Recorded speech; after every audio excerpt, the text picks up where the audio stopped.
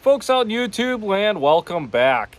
So today, doing a little different video, no motorcycles, talking about my generator. So I've had a few generators living in California in the mountains, Santa Cruz Mountains to be specific. Having a generator is a must. Just this year alone, we're I think close to 4 weeks in 2023, total weeks. It hasn't all happened at once. But, 5 days here, 6 days here, 3 days here. Just in 2023, almost 4 weeks of no power. So having a generator is a must, especially if you're not like a full-on caveman. I have a wife, I have kids. Well, a kid and another one on the way. So power is kind of a big deal. And this generator, this Firman here, we got at Costco about a year ago, and it's been a pretty darn good unit, so I figured I would make a review. And like I said, it's a pretty darn good unit. This is a tri-fuel, meaning it runs on gasoline, propane, or natural gas. I mainly run it on gasoline, and I'm going to tell you why. I feel like it does a better job on gasoline. I have it running my whole house, which when I say whole house, we're not doing laundry really. The furnace, yes. The water heater, yes. But the stove is gas. It will run the microwave. It doesn't, you can tell when the microwave's on. You can hear it change its little tone. But mainly, just stuff the refrigerator is the big deal. If you have to throw out your food every other week with the cost of food, you'll go broke real quick. And speaking of going broke, yeah, I do run it on gasoline, which is pretty expensive versus propane. But the reason I run it on gasoline is, for one, it has an 8-gallon gas tank, gets about a gallon an hour of efficiency depending on what you're doing. Sometimes I get it actually a little bit better than that. It drinks propane. The propane goes pretty quick, and then depending on the temperature, if it's kind of cold outside, the propane tanks have a tendency to freeze. So I do run it on propane a little bit, but mainly gasoline. I just think it's just easier that way. And like I said, 8-gallon tank, you're going to get 6 to 8 hours is what they claim.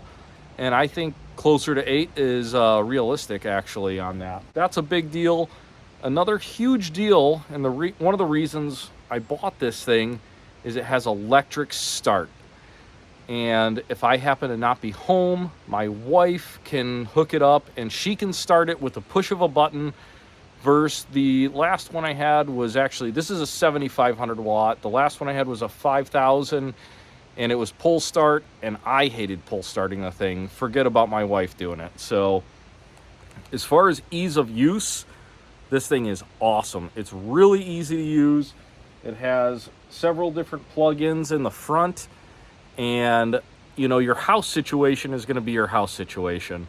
So for me, I have a plug-in that is underneath like the main fuse box, and it has a whole generator circuit because the power going out is a thing here. It happens all the time. So we're just, the house is set up for it. But, depending on your setup, you can have that done with an electrician. I know a lot of people that have generators that run extension cords inside to the refrigerator and that. It's a totally doable thing, but it's a pain in the butt. So, it just depends on your budget. And if you notice my awesome Texaco gas station sign right there, that was a double-sided sign. And the reason that is there is because I put it behind the generator. So the house, it takes the sound, puts it out into the woods.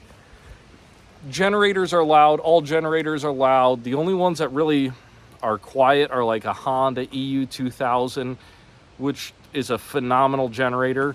It's expensive, sort of, and also it wouldn't run in the house. That's like for an RV. I think that you can get 2 EU 2000s and hook them together and that kind of deal, but it's nothing like this thing. And if this was a Honda, it would probably cost like $3,000. I believe that this was $7.99 at Costco, and it might have been on sale, but under $1,000, it's a phenomenal buy.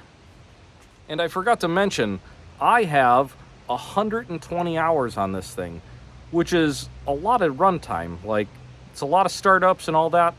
So it's, you know, it's run through its paces, and no issues so far. So I'm really happy with it. Like I said, I just wanted to do a quick little review just because I've been using this thing so much. I was like, you know what, maybe I should give it a little YouTube love.